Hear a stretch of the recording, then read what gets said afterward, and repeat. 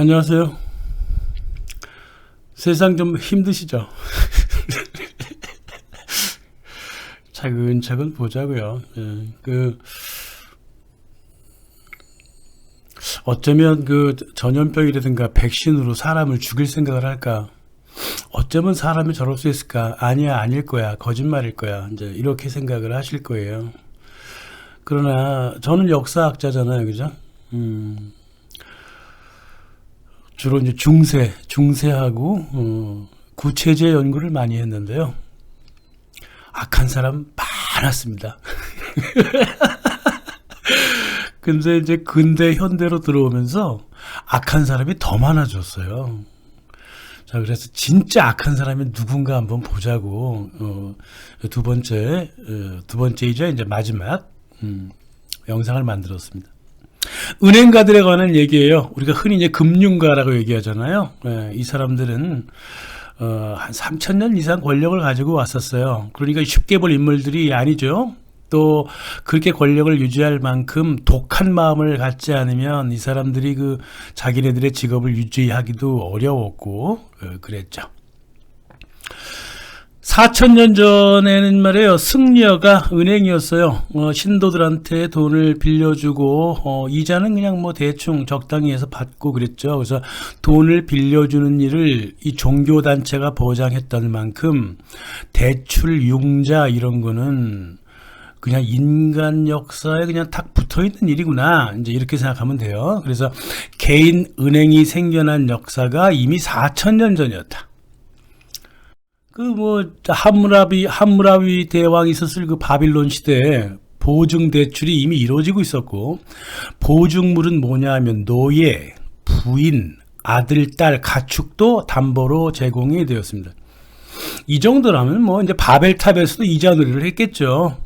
지금 인터넷 어디서나 찾아볼 수 있는 함무라비 법전을 보면 아무데나 치면 나와요. 함무라비 법전. 상법 찍어놓은 상법 반수 이상이 이제 경제에 관한 건데요. 그만큼 이제 바빌론이 경제가 셌었어요. 그래서 상법 88조에서 117조까지 대출, 이자, 보증, 차용증서, 천재지변, 분실, 절도에 관한 법률을 제정을 해놨습니다. 그 중에 하나가 이제 음식을 빌려가면 33%, 은화를 빌려가면 20%의 이자 상한선을 정했습니다. 근데 웃기는 건 말이에요. 제조업에 대한 법률은 없었어요. 그렇게 미약했다는 거죠. 단지 이제 257조하고 258조에 노동자 임금 처리에 관한 법만 존재를 했단 말이에요. 그러니까 이제 이 법적으로 규제를 받을 만큼 충분한 잉여 가치를 생산하는 산업이 4,000년 전에도 그랬지만 지금도 금융하고 유통이라는 사실을 우리가 알 수가 있습니다. 그래서 이 바빌론 금융이 이제 전당포 저축은행의 성격으로부터 이제 투자 성격도 같이 가져가요. 자, 오른쪽에 이제 소아시아 쪽에 아시리아 히타이트의 금융가들은 주로 투자를 했어요. 부동산에도 투자하고 교역 상인들한테도 투자를 했습니다. 그래서 이런 면에서 보면 이제 히타이트 금융이 바빌론 시대 금융보다 더 금융 자본적이었죠. 그래서 히타이트는 이제 아시리아한테 지배당하기 전에 히타이트에서는 이제 이자 수익을 바라는 이제 순수 금융가가 있었고, 보증을 뺏어가려는 자산 탈취 금융가, 유대인들이 많이 했던 행동이죠. 또 그냥 일반 투자자, 이렇게 세 가지 금융자본 업종이 이미 존재하고 있었습니다. 이게 이제 그리스로 넘어가면 이제 더 골 때려져요. 이자는 이제 무제한이에요. 상한선이 없어. 또 담보가 의무화됩니다. 그래서 담보 물품도 인간으로부터 이제 건물, 일반 귀금속 이런 게 다, 이건 전당포처럼. 그러다 보니까 은행가들이 말이에요, 도매상인 동시에 감정평가사 기능도 아울러 접했고, 또 유통 물품이 많고 적고에 따라 이자 상한선이 이자가 위아래로 올라가고 내려갔기 때문에 당연히 유통업자도 은행가들이 맡았고, 또 정부 안에 들어가서 재무부 공무원 등을 또 더 맡았단 말이에요. 이 전통이 로마 중세까지 계속 이어졌었습니다. 그래서 나라한테 돈을 빌려주고 자기가 세금을 대신 걷어가는 수조형 중앙은행이 존재했었어요. 이미 이집트에, 그리스에도, 로마 제국에도 존재했습니다. 그러니까 이를테면 그 총독관이 돈을 돈을 얼마 빌렸어. 그러면 그 빌려준 사람한테 세금을 거둘 권리를 주는데, 이게 굉장히 아주 일반적이었고, 그리고 대다수 이런 일을 유대인들이 맡았다는 것도 또 되게 웃기는 거예요. 그죠? 그래서 이때 이제 로마 시절에는 이제 은행가가 있었고요. 환전상이 있었고요. 징세가가 있었는데, 이 세 업무를 다, 한 사람이 맡았다고 보는 게 옳아요. 명확한 증거는 없지만은, 또 유통업자도 같이 겸했죠. 그럴 수밖에 없어요. 이렇게 그 금융 업무라고 하는 것은 그 규모도 크고 넓고, 또 이상하게도 정부의 보호를 받는 요상한 그 직종이었어요. 이 불로소득에 가까운 건데, 중세는 이제 성전기사단이 이제 IMF처럼 전 유럽에 돈을 빌려주고 다녔죠. 또 여기서도 유대인들 되게 중요해지는데, 메디치 가문이라든가, 저 유명한 멘데스 방브니스트 가문이 있어요. 이제 나지 가문이라고 하는데, 에밀 방브니스트라고 하는 유명한 언어학자도 이제 이쪽 가문 출신이고, 대다수가 이제 유대 가문이에요. 이상하게도. 그죠? 이상할 게 어디 있어요. 우리 서로 알잖아요. 그래서 이제 정치 고위자들만 상대해왔던 궁정 유대인을 중심으로 이제 국채까지 만져요. 국채. 예. 국민들 대상으로 하는 나라가 발행하는 차용 증서까지 이제 얘네들이 단독으로 만지기 시작한단 말이에요. 그래서 17세기 1600년대가 되면 이제 금융업이 너무너무 거대해져 가지고 어떻게 손을 댈 수 없을 만큼. 그래서 18세기 로스차일드라고 불렸던 금융가 기디온이라고 있어요. 삼손 기디온. 그리고 카르바잘도 있고, 카르바잘은 영국을 아예 세워버린 사람이에요.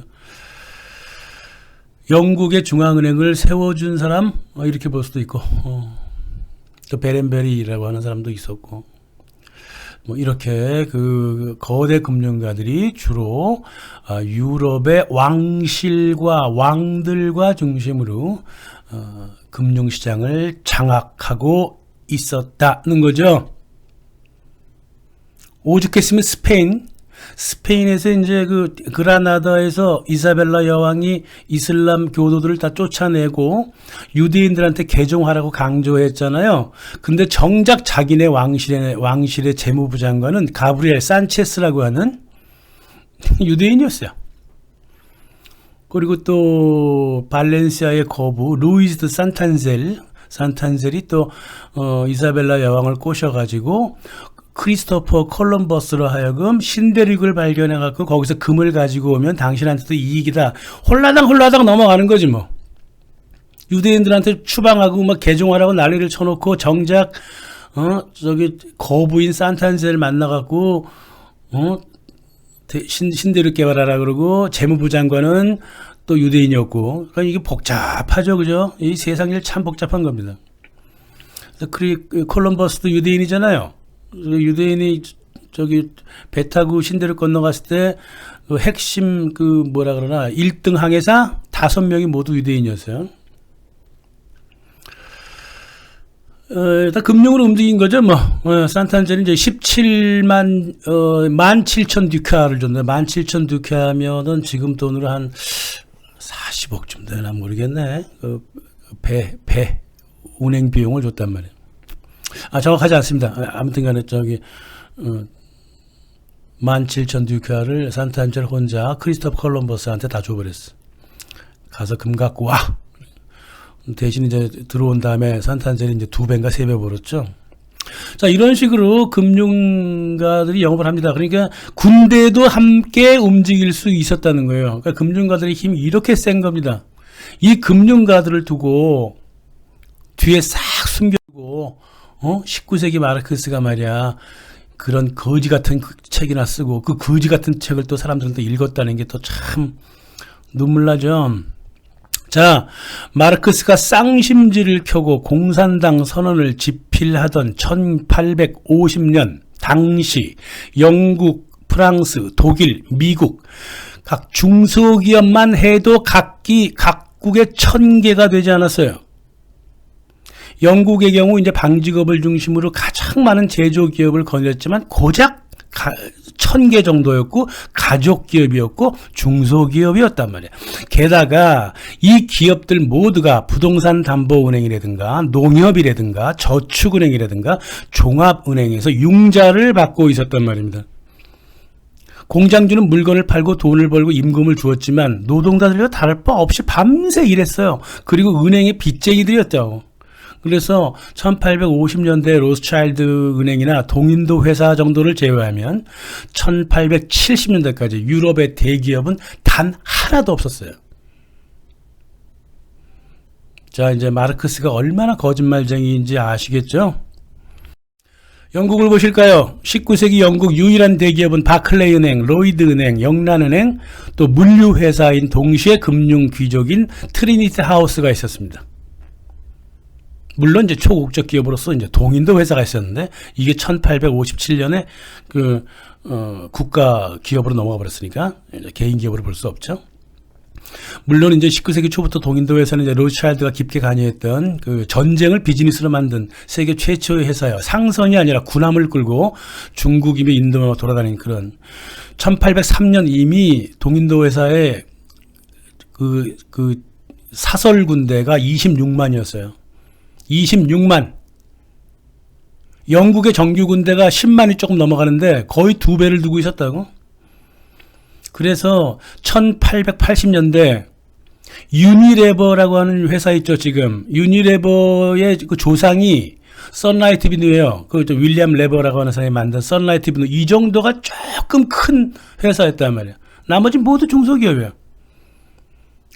또 영국 같은 경우는 또 가족 기업이 또 많아. 그래서 클 수가 없어 잘. 그래서 당시 영국 자본시장에 은행가하고 유통가들의 그 지분이 90%였어요. 어디서 산업을 일으켜서 금융을 만들었다고 개뻥을 치냐고요. 애초부터 금융이 산업을 만든 거지. 또 다른 특징이 하나 나타나는데 베니스 상인 시대처럼 금융하고 유통업은 영국에서 하나였어요. 유통은 절대 금융을 벗어날 수 없고 금융도 유통을 벗어날 수 없었어요. 지금도 마찬가지예요. 대단한 유통회사들은 모두 금융귀족들이에요. 영국을 볼적시면 이제 헤로즈라고 하는 백화점 있잖아요. 프랑스 같은 경우는 프랭땅, 봉마르쉐, 사마리텐 이런 백화점 있잖아요. 영국에서는 이제 막스 앤 스펜서 뭐 이런 것들, 이런 것들이 모두 은행하고 연관되어 있는, 은행이 직접 소유하거나 지분을 51% 이상 갖고 있거나 이런 애들이야. 그러니까 이런 애들이 전체 영국 자본시장의 90%를 차지했다고. 프랑스로 건너와 볼까요? 프랑스는 보통 이제 국가가 산업을 중지하는 습관이 있어요. 그러니까 국가가 개입이 크다고. 하지만 산업 주체는 은행이었어요. 프랑스 최대 철강 회사 크루조. 이 회사는 셀리의 은행 거고, 또 크루조의 소유주가 이제 의전 슈나이더인데 이 사람은 소시에테 제네랄이라고 하는 은행의 총재고 프랑스 중앙은행 이사다 이 말이야. 게임 다 끝난 거지 뭐. 프랑스도 은행이 산업을 완전히 지배하고 있었어요. 게다가 오스만 터키 쪽의 융자금 63%가 프랑스 은행에서 왔고 국립 터키 은행의 최대 주주도 프랑스 은행들이었고, 그러니까 터키까지도 좌지우지한단 말이에요. 그 중에 제일 큰 대주주가 제임스 로스차일드였고, 제임스 로스차일드가 프랑스에서 어떤 일하는 방식을 볼까요? 정부한테 1억 프랑을 일단 융자를 하고요. 그 쓰임세 중에 60%, 다시 말하면 6천만 프랑은 자기가 관리한다 그래. 그래가지고 회사들을 이 철도를 지을 회사들을 자기가 선택해가지고 이자를 왕창 갖다 붙여놔. 금융은 이렇게 일을 하는 거예요. 그래서 제임스 로스차일드가 40년간 철도 사업하는 도중에 실제 수익은 1,700만 프랑이었지만 참여 회사들로부터 받아 챙긴 이자만 6억 2천만 프랑이었단 말이에요. 금융업은 이렇게 하는 겁니다. 그래서 프랑스 같은 경우는 은행이 모두 다 그냥 통제를 했다 생각하면 돼요. 모든 사업을 다. 왜냐하면 국가가 거의 대다수의 그 사업 단체라고 하는 거는 이제 국가가 많이 관리를 했기 때문에 그래요. 그거는. 근데 국가가 관리를 했는데 그 국가의 또 금융을 로스차일드를 비롯한 이제 은행들이 관리했기 때문에 프랑스 자본시장의 은행 지분은 거의 100%에 가깝다. 막 이렇게 보면 되죠. 이제 미국을 볼까요? 지금 저 19세기 초중반 얘기하는 겁니다. 19세기 중반에 이제 미국이 급격하게 발전을 하죠. 근데 이 급격한 발전의 근간이 은행이에요. 1812년 미국 최대 기업 25개 중에 23개가 은행입니다. 이것이 전 미국 자본의 72%를 움직였어요. 미국은 유럽과 달리 산업을 막 일으키는 나라예요. 이 나라가. 은행만 일으킨 나라가 아니야. 그럼에도 불구하고 1850년대까지 은행이 움직였던 자본은 72%고 유통회사가 고작 8% 움직이고 있었단 말이에요. 그리고 1850년대 미국 상위 500대 기업 중에 금융, 철도, 유통이 다고 광산이라든가 제조업은 고작 51였어요. 500개 중에 10% 정도밖에 안 됐다고. 산업자본가라고 부르는 사람들이. 산업자본이 결코 금융으로 전환하지 못했고 이 산업가들이 자체적으로 돈을 벌 수가 없었단 말이에요. 이 생생한 경제 현실을 두고 마르크스가 뭐라 그랬냐고.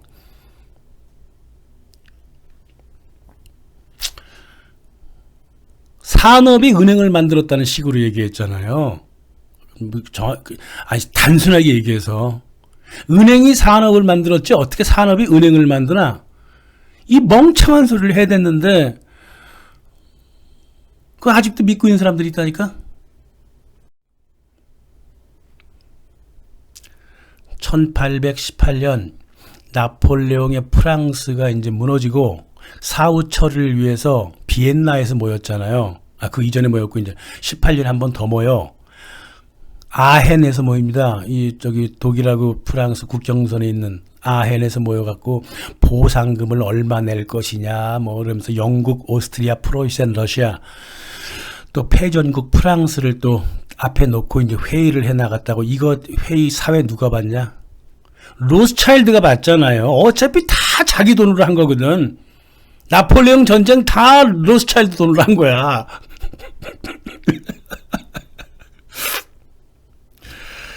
아이고 참나. 또 로스차일드가 융자해준 정부가 말이에요. 유럽에만 18개였어요. 18개. 물론 이집트 포함해서 총 7억 달러 융자를 해주고 있었고, 수에즈 운하도 로스차일드가 했고, 프랑스 북부 철도 회사처럼 모두 그 사업체는 모두 로스차일드가 선정을 했단 말이에요. 그 수에즈 운하의 석유 운송 같은 경우도 이제 나중에 로스차일드가 모두 총괄을 하고 있고, 수에즈 운하처럼 국책 사업이 이럴진데 다른 건 오죽하겠어요? 아일랜드 기근 났을 때 영국이 돈이 없어갖고 로스차일드가 4천만 달러 빌려줬지. 크리미아 전쟁 8천만 달러 빌려줬지. 응? 미국 수에즈 운하 지분도 로스차일드 은행이 가져갔지. 응? 보불 전쟁 때 프랑스 측 배상금 등 이런 거 모두 다 로스차일드 손에서 나오잖아.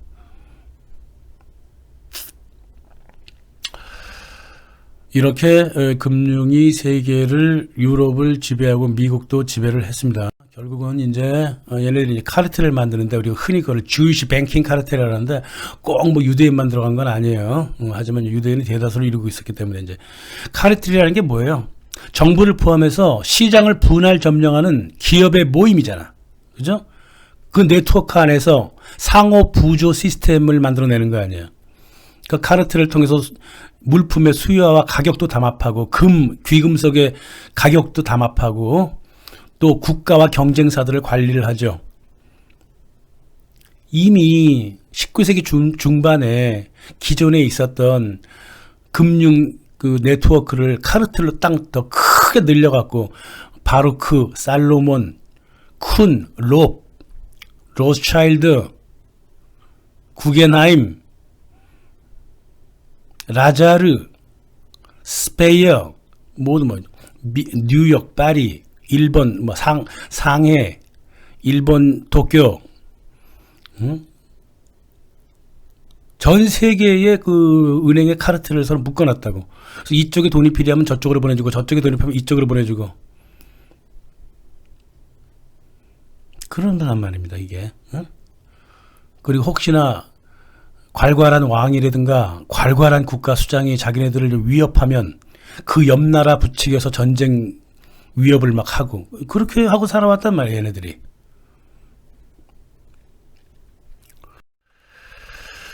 그래서 산업체를 키워놓고 잡아먹는 거는 이제 금융기업들이 이제 기본적으로 해왔던 일이기 때문에, 1890년대가 되면 이제 대기업이 나타나기 시작하죠. 그래도 1890년대 프랑스에서는 이제 대기업이 고작 5개 정도, 5개 아니면 혹은 6개 정도였고, 영국은 101개가 넘었어요. 그러나 모두 이 은행 카르텔 안으로 다 들어가 있었단 말이야. 그래서 이들이 이제 서로 이제 협잡을 해요. 미국의 예만 볼까요? 1899년에 대기업이 굉장히 많았어. 굉장히 많았는데 그만큼 흡수 인수가 많이 벌어지는데 그게 은행이 작동을 해서 그렇게 돼요. 그러니까 미국과 유럽 자본시장의 은행 지분이 90% 평균 90%가 돼버렸단 말이에요. 그러니까 국가도 정부도 은행한테 꼼짝 못하는 거예요. 이 사람들을 뭐라고 부르냐면 강도 귀족이라고 불러요. 강도 귀족. 간단한 예를 들어드릴까? 에디슨 그 발명가 있잖아요. 그 테슬라 있잖아. 테슬라. 전기를 발견한 사람. 그 사람한테 접근한 사람은 전기 회사가 아니라 JP 모건이었어요. 당시 다 이렇게 돌아갔다고.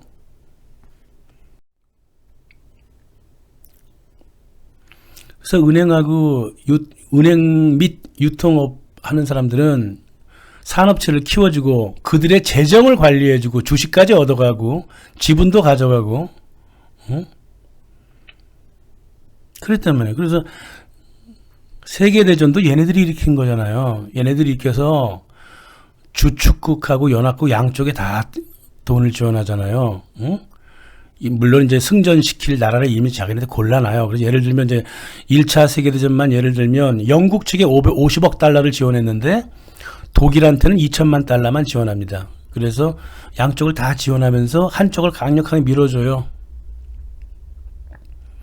그래서 당시 JP 모건이 끌어모은 은행이 2,200개나 돼요.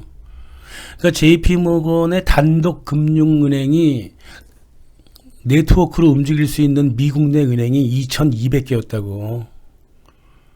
이건 게임이 끝인 거예요. 그래서 미국 같은 경우는 아예 정부하고 의회가 20세기 초부터 금융 트러스트 안에서 들어가 버린 거예요.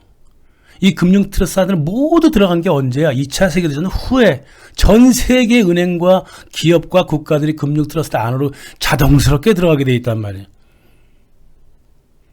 그 반항의 시기가 1970년대예요. 유엔에서 그 88그룹이라고 그래갖고 그 반항도 다 잠재우고 이제 얘네가 정부와 의회를 다 움직이는 거예요.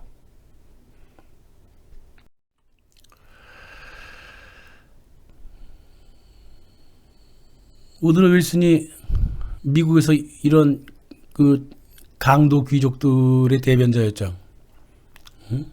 뭐라 그랬냐면 연합국에 들어간 돈의 수익과 부담을 이 나라 모든 은행이 함께 나눠야 합니다. 2,200개니까 뭐 함께 나누면 되지. 은행이 서로 협력하는 것이 이 시대의 애국이고 미 연준 사람들이야말로 애국의 표상이며 증거입니다. 이제 이 강도 새끼들이 애국자가 돼버렸다고.